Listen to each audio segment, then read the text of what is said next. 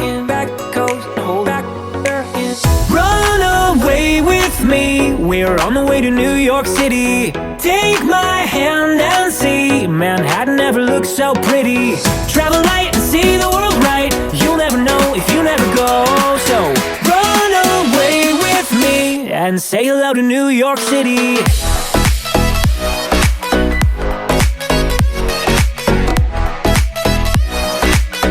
And say hello to New York City. 아침 햇살이 살포시 창안을 비췄어요. 여행 3일째. 부스스 눈을 떠 창밖을 바라보았답니다. 여행지에서는 확실히 날씨의 영향을 많이 받는 것 같아요. 날씨가 맑으니 아침부터 기분이 무척 좋았답니다. 오늘은 무슨 일이 생길까 설레어하며 나갈 채비를 했어요.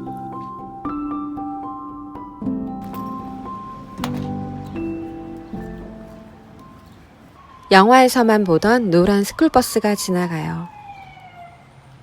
오늘은 제가 머무는 브루클린의 동네를 구경하기 위해 어제와 다른 방향으로 걸어가요.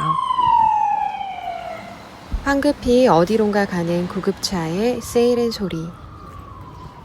나무 사이로 새소리가 들렸어요.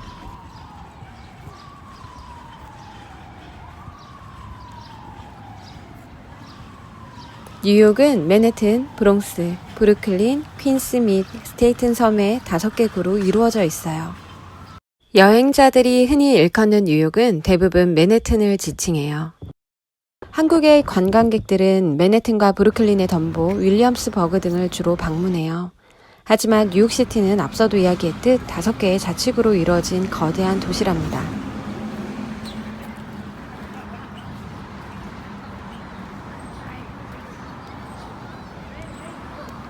동네를 걷다 보니 넓은 잔디구장을 볼 수 있었어요.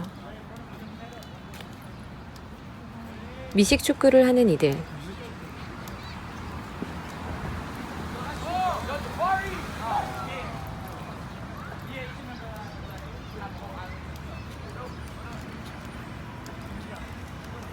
축구를 하는 아이들,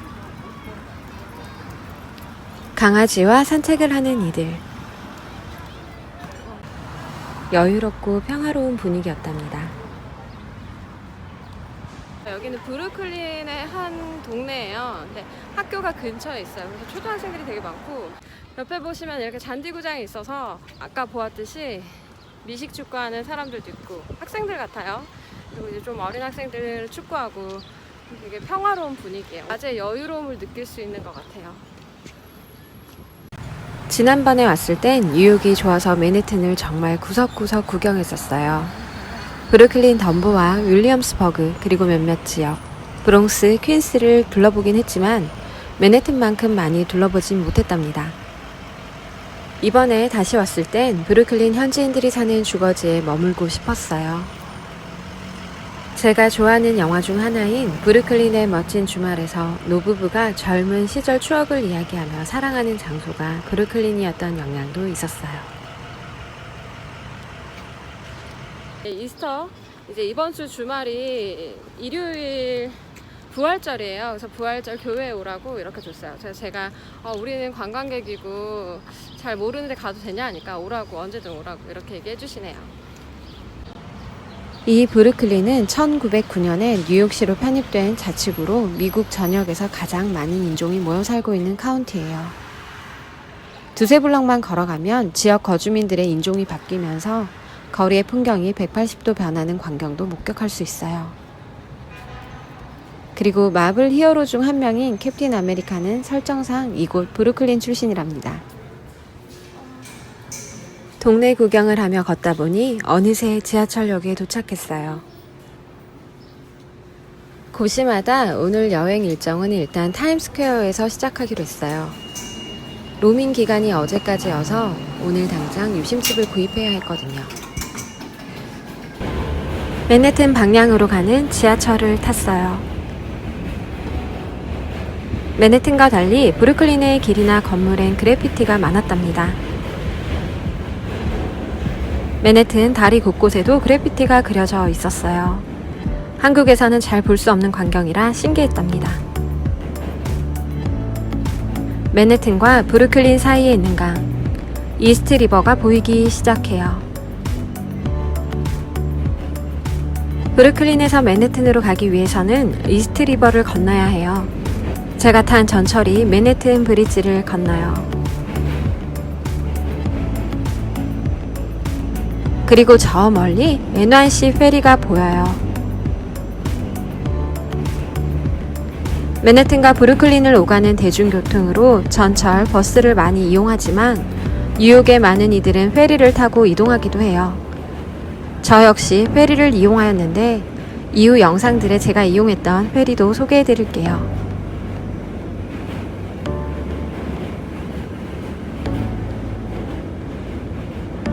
신기했던 것은 전철이 다니는 다리 바로 옆에 사람들이 걷거나 자전거를 타고 다닐 수 있는 통행로가 있다는 점이었어요. 그래서 전철을 타고 창밖을 보면 그 옆으로 사람들이 걸어가거나 자전거를 탄 모습을 바로 볼 수 있었어요.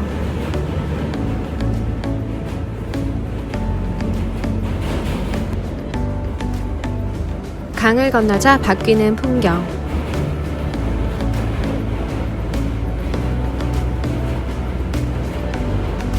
브루클린보다 맨해튼에 높은 건물들이 더 많아진 것을 볼 수 있었답니다.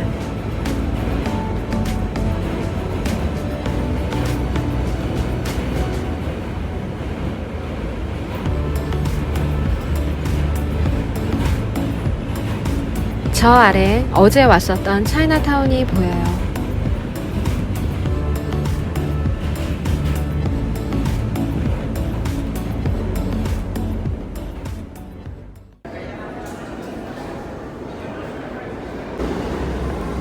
(42번가) 타임스퀘어 인근에서 내렸어야 했는데 잘못 내려 브라이언트 파크역에 내렸어요.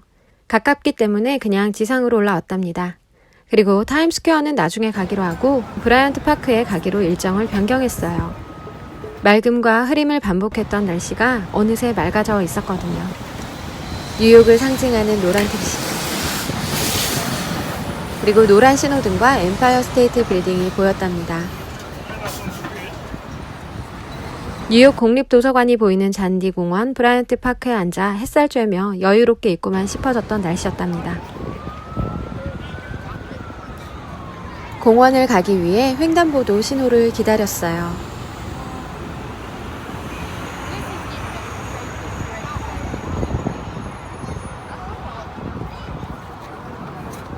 공원을 향해 걸어갔어요.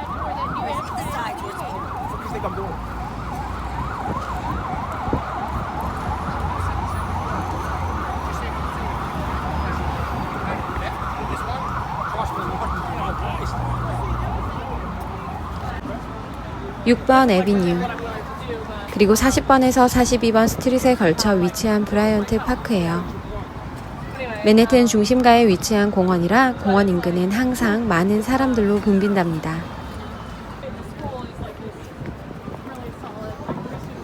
브라이언트 파크를 둘러싼 커다란 나무들, 그 나무 가지가지 사이에 푸르고 여린 잎들이 솟아나 있는 모습을 볼 수 있었어요.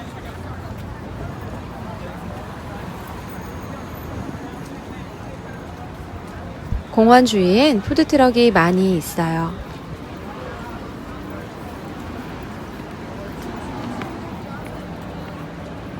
브라이언트 공원에서 운영하는 식당과 카페들도 많답니다.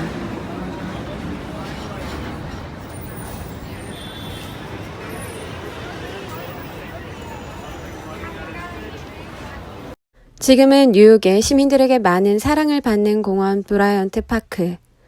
하지만 과거에는 그렇지 않았대요. 1880년대부터 공원으로 운영된 곳이지만 1970년대 후반만 해도 마약상과 매춘부, 불황인들이 모여들어 뉴요커 누구도 발을 딛지 않았던 범죄의 소굴이었다고 해요. 댄 비더만의 아이디어로 브라이언트 파크를 다시 살리는 프로젝트가 시작되었고 펀드를 만들어 1980년 브라이언트 파크 복구법인을 만들어 도시 재생을 시도했어요. 브라이언트 파크는 1987년에서 1991년 내부를 새롭게 단장했고 1992년 재개장을 했다고 해요. 재개장 이후 브라이언트 공원은 현재 뉴욕 시민들에게 오피스 오아시스라고 불릴 만큼 인기가 높은 곳이에요. 매년 겨울 오픈하는 더 폰드 스케이트장, 여름철 매주 월요일에 열리는 브라이언트 공원 무비 나이트에도 시민들이 많이 몰려들고 있어요. 기업 후원으로 수많은 음악, 공연, 스포츠 축제가 열리기도 하고요. 브라이언트 공원은 관광객을 포함해 매년 600만 명이 방문하는 세계에서 가장 활성화된 공원으로 꼽히게 되었다고 해요. 범죄가 크게 줄어들었으면 물론이고 뉴욕 시민들에게 가장 사랑받는 뉴욕의 대표적인 공원이 되었다고 해요. 공원 이용 시 주의사항이 적혔던 안내판이에요. 마약을 해서는 안 되고 술을 마시는 것과 흡연이 금지되어 있다고 적혀 있었어요. 비둘기에게 먹이를 주는 것도 금지되어 있어 특이했답니다. 그리고 허락을 받지 않고 공연을 한다든가 상업적인 행위를 할 수 없다는 등 주의사항이 적혀 있었어요. 우리나라 공원에서 볼 수 있는 주의사항과 비슷했던 점도 있었고 많이 달랐던 점들도 있었답니다. 그리고 제가 알기론 미국은 길든 외부에서 술을 마시면 안 되는 것으로 알고 있어요. 그래서 미국의 거리를 돌아다니거나 공원을 가면 맥주나 술을 마시는 모습은 전혀 볼 수가 없었어요. 우리나라에서 종종 밤늦은 거리에서 볼 수 있는 취객들 역시 미국에서는 볼 수 없었답니다.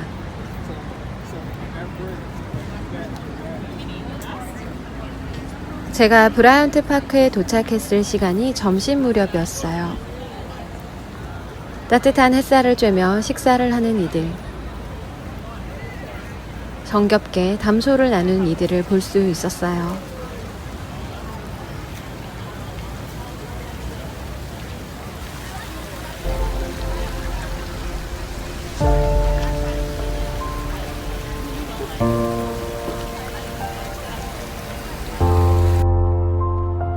브라이언트 파크는 보다시피 높은 빌딩들로 둘러싸여 있어요.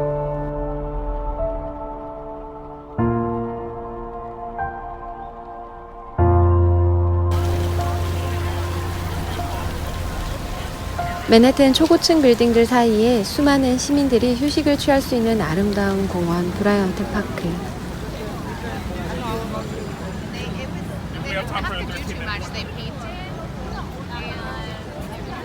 빈 테이블과 의자를 찾아 앉았답니다. 안녕하세요. 지금 브라이언트 파크에 내렸는데요. 사실 42번가 브로드웨이 쪽으로 해서 타임스퀘어 가려고 했는데 잘못 내렸어요.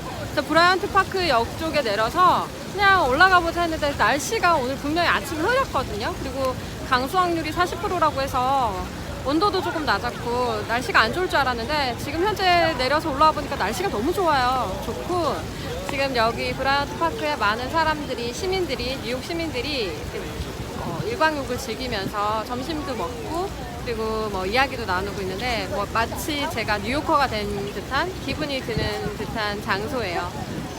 이제 4월의 어떤 싱그러움을 잔뜩 느낄 수 있는 그런 것 같아요. 거기 너무 좋아요.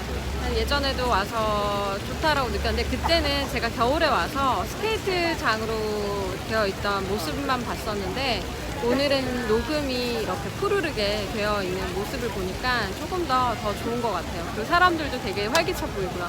4월이라서 새싹 나는 나무들 사이에 그리고 고층 건물들과 그리고 잔디 밭에 이렇게 있어서 잔디밭들도 있고 너무 좋은 것 같아요. 한번 보여드릴게요.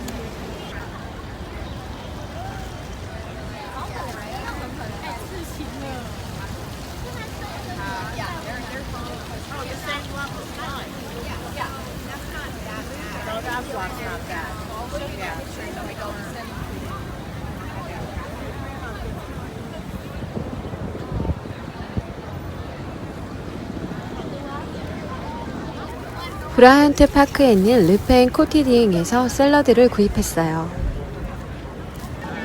미국에서 다양한 치즈들을 볼 수 있었는데요. 샐러드에 들어가는 치즈가 우리나라의 치즈와 달리 부드럽고 맛있었답니다. 르펜 코티디잉은 뉴욕에서 자주 볼 수 있는 빵집이자 레스토랑이에요. 저는 센트럴파크 인근 메디슨가에 있는 지점을 방문해 빵과 샐러드를 먹은 기억이 있어요. 음식도 맛있었고 인테리어가 예뻤던 곳이랍니다. 브라이언트 파크에도 작은 매장이 있어 그곳에서 샐러드를 구입했던 거였어요. 르펜 커티디eng은 1990년 벨기에의 수도 브뤼셀에서 처음 문을 열었어요.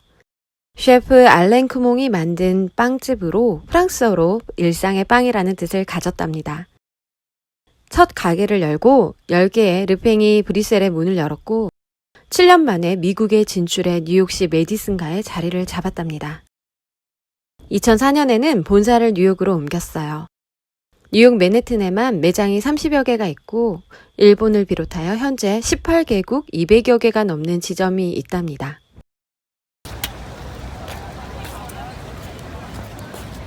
맞은편에 보이는 건물은 뉴욕 공립도서관이에요. 뉴욕에서 볼 수 있는 멋진 건물들 중 하나랍니다. 뉴욕에 머무는 동안 몇 차례 뉴욕 공립도서관을 방문해 촬영을 했었어요. 나중에 영상으로 만들 예정이니 그때 멋진 도서관의 내부 모습도 보여드릴게요. 브라이언트 파크의 푸른 잔디는 겨울이 되면 스케이트장으로 변한답니다.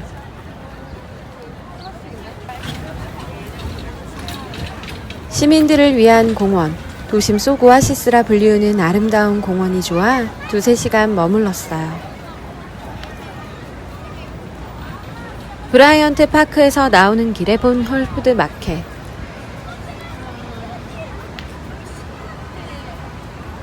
공원에 온 많은 이들이 홀푸드 마켓에서 구입한 음식들을 먹는 것을 보았답니다.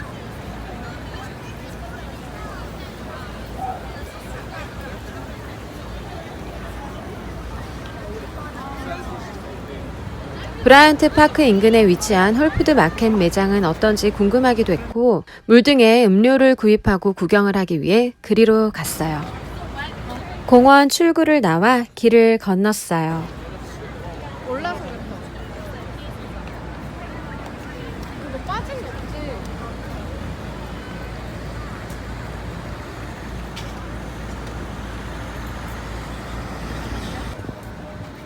건너편에서 바라본 브라이언트 파크. 공립도서관 건물과 어우러져 더 멋진 위용을 뽐내고 있었어요.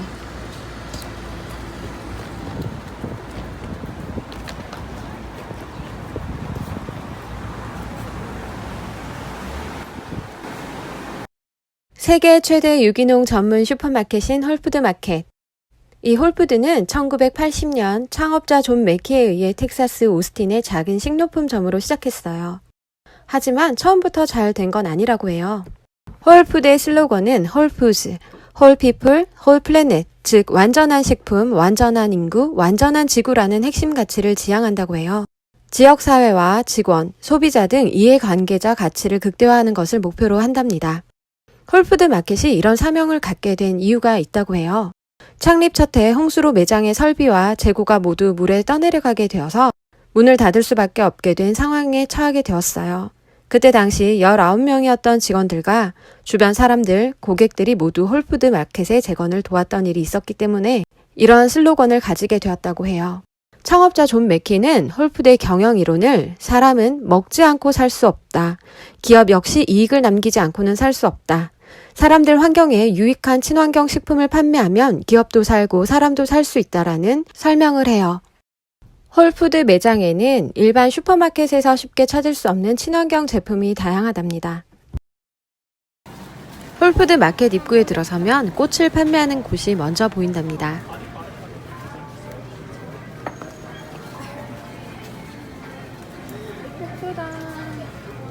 예쁜 꽃들.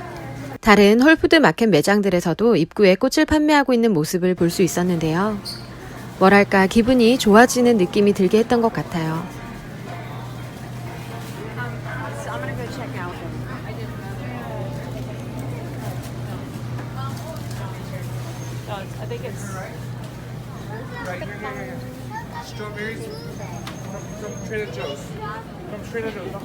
홀푸드 마켓은 유기농 식품을 판매하는 것으로 유명한 만큼 신선한 과일과 채소들이 많았답니다.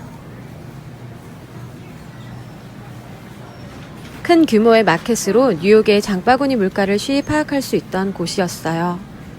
뉴욕 맨해튼의 외식 물가는 팁과 세금을 추가로 내어야 하는 등 상당히 비싼 편이지만 마켓에서 판매하는 과일과 채소는 환율을 고려하더라도 한국의 장바구니 물가와 비슷하거나 오히려 더 저렴했답니다. 와우, 캐럿 진짜. 신선한 과일과 야채 주스들이 정말 다양하고 많았답니다. 1달러에 판매되던 망고들. 종류도 다양했답니다. 특히 과일은 한국보다 더 가격이 좋았어요.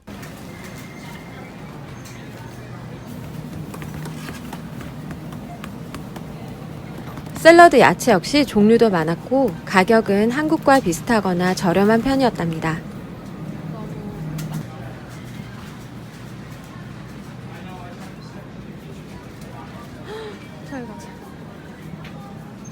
브라이언트 파크 인근의 홀푸드 마켓은 매장이 굉장히 넓었어요.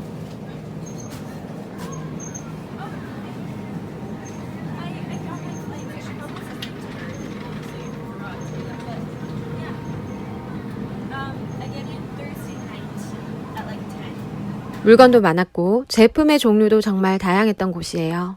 미국이란 나라가 큰 만큼 식료품 회사가 정말 많았고 소비자들이 선택할 수 있는 제품들이 다양하고 많아 좋았던 것 같아요. 과자, 초콜릿 등의 가공식품 역시 종류가 정말 다양했고 유기농 제품이나 재료가 좋은 상품들이 정말 많았답니다.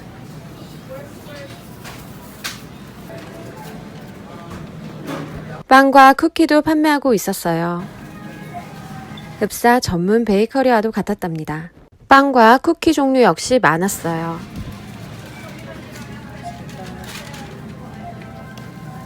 상자 한 통에 4달러 정도 했는데 담긴 양이 많았답니다. 다양한 종류와 가격 대비 많은 양. 이거 다 초콜릿. 컵케이크와 초콜릿도 상자에 포장해 판매하고 있었답니다.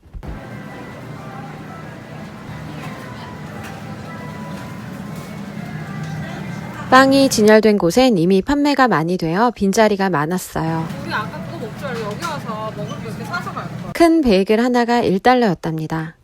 브라이언트 파크의 홀푸드 마켓에서 음식을 사온 이들이 많은 것을 볼 수 있었는데요. 이건 뭐야?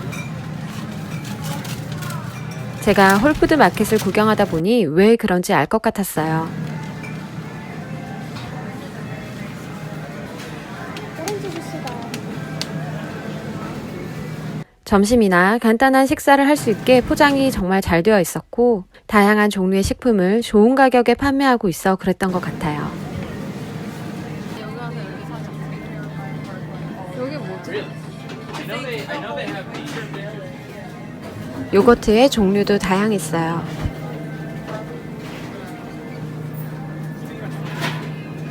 푸딩? 2개 4달러. 아, 과일 도시락, 다음에 오면 과일 하나랑 이렇게 사가면.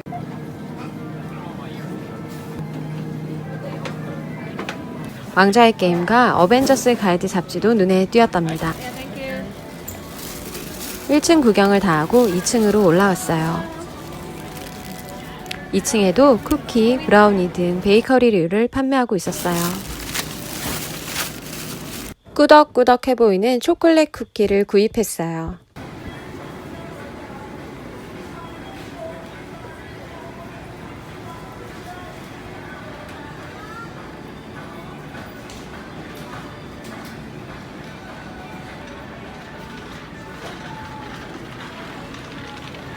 다양한 종류의 맥주. 모든 물품들의 종류가 정말 많았어요. 다양했던 종류와 다양했던 브랜드들. 한국의 대형마트에도 많은 종류가 있지만 이곳의 제품이 훨씬 다양하고 많았어요. 그래서 구경할 것들이 많았답니다. 계산한 음식을 먹을 수 있는 공간이 있었어요.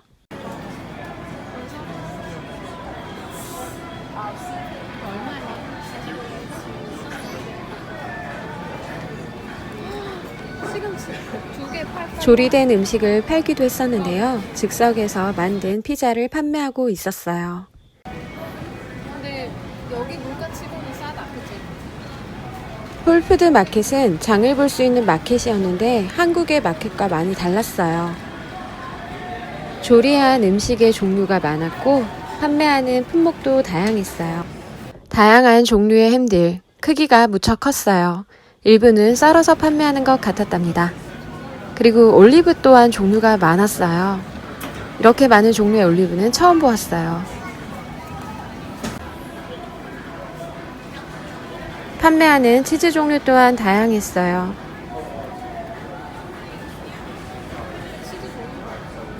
식료품의 종류가 다양해 구경하는 재미가 쏠쏠했답니다.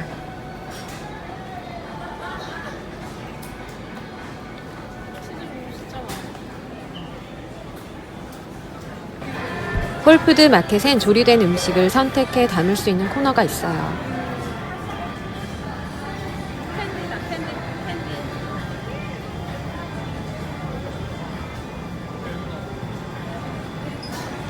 마치 뷔페처럼 다양하고 많은 종류의 음식들을 선택할 수 있는 곳이었는데요. 뉴욕은 인종이 다양한 사람들이 많이 모여 있다 보니 음식 역시 글로벌하게 다양했답니다. 종이 상자에 음식들을 담아 계산대에 가져가 무게를 재고 그 무게만큼 가격이 측정되어 계산을 하면 돼요. 다음에 여기 와서 사서 뉴욕의 외식비는 앞서도 이야기했듯 상당히 비싼 편이랍니다. 거기에 팁과 세금이 추가되어 외식 물가가 더 비싼 편이에요. 예컨대 일반 식당에서 한 끼 식사를 한다면 20에서 25불 정도 지불을 해야 하는데 홀푸드 마켓에서는 비슷한 음식을 1인 기준으로 상자에 담으면 10에서 12불 정도 나오니 많은 뉴욕 시민들이 홀푸드 마켓에 조리된 음식을 구입한다고 해요. 게다가 이곳은 팁을 지불하지 않아도 괜찮답니다. 파스타도 있어. 우리 다음에 꼭 오자. 그래서 홀푸드 마켓에서 판매되는 음식들은 뉴욕 외식 물가에 비해 상대적으로 저렴한 편이에요. 무엇보다 맛도 일반 식당보다 좋아서 많은 뉴요커들이 애용해요. 1인 가구가 많고 바쁜 뉴욕인들에게 안성맞춤 같아 보였답니다. 브라이언트 파크 매장은 여기서 음식을 구입해 공원에서 점심을 먹는 직장인들이 많았어요. 젊은 뉴요커들에게 인기 많다 그랬어. 저녁이 되면 퇴근한 이들이 이 조리된 음식을 많이 사가는 걸 보았답니다.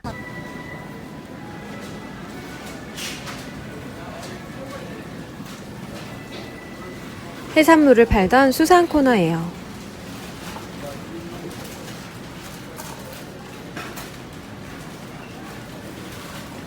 옆엔 정육 코너가 있었어요. 이거 이렇게 팔아. 닭고기를 근데 가져와서 내가 튀겨 먹어야 돼. 양념을 미리 해둔 닭고기를 판매하기도 했었고 닭꼬치를 판매하기도 했었어요. 여기 고기 진짜 맛있어.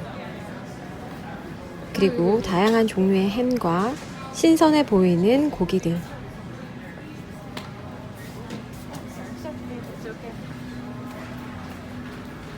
작은 거 있을까? 저 위에 6개짜리 있다. 이거 갖고 다닐 수가 있어. 계란이 진열되었던 곳이에요. 계란의 종류도 많았고 계란 판매하는 브랜드도 다양했어요.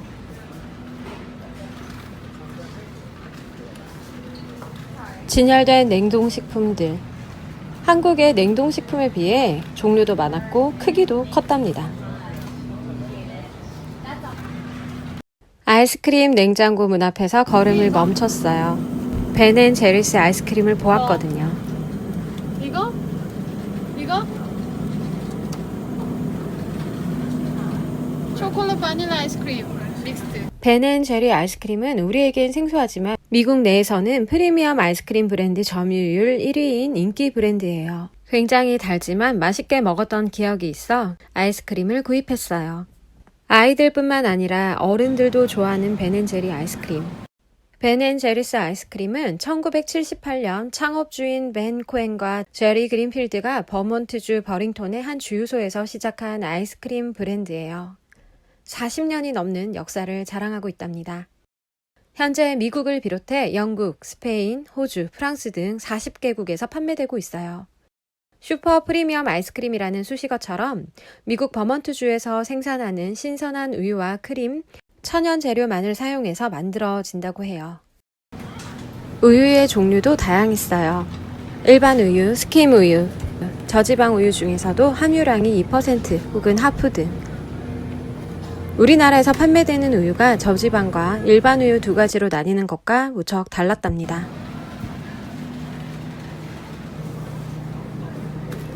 제가 좋아하는 초바니 요거트. 이전에 왔을 때 거의 매일 먹다시피 했던 요거트예요. 요거트의 물기가 한국에서 판매되는 것과 달리 묽지 않아요. 꾸덕꾸덕하다고 해야 할까요? 진득진득한 느낌인데요. 맛의 종류가 다양하고 맛있답니다. 저는 라즈베리 맛을 골랐어요. 구경을 다 하고 몇 가지 간식을 사서 계산을 하기 위해 줄을 섰어요.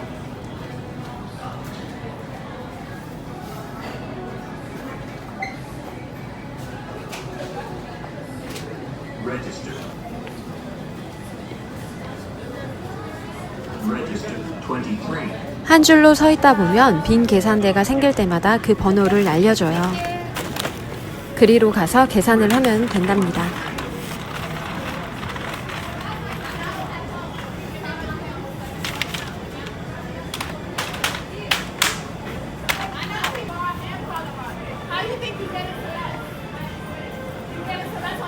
계산을 한 이후 마켓 구경을 하느라 다리가 아팠던 터라 테이블이 있는 곳으로 갔어요.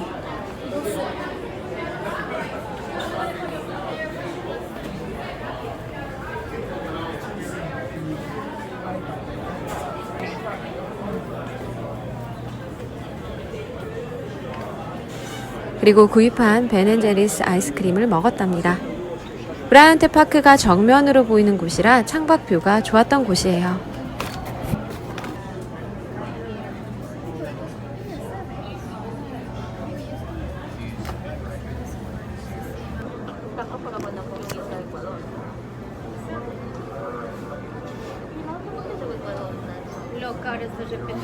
초코맛이랑 바닐라 맛이랑 섞여있는 먹어보도록 하겠습니다. 원래 뚜껑 있는 걸 먹어야 제일 맛있죠. 맛있다. 아우 달아. 진짜 나네. 너무 달다.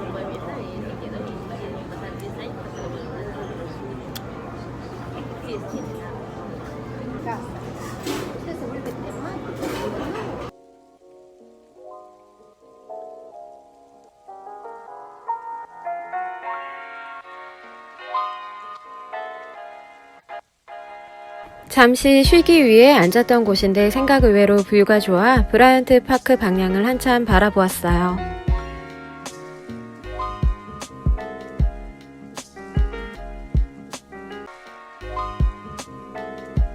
전망을 바라보며 먹던 아이스크림도 맛있어서 더 좋았던 것 같아요.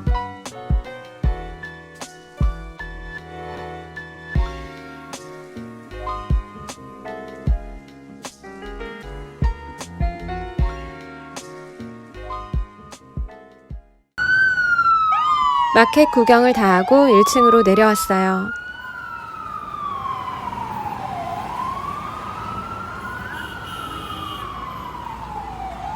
원래 가려고 했던 타임스퀘어 방향으로 갑니다.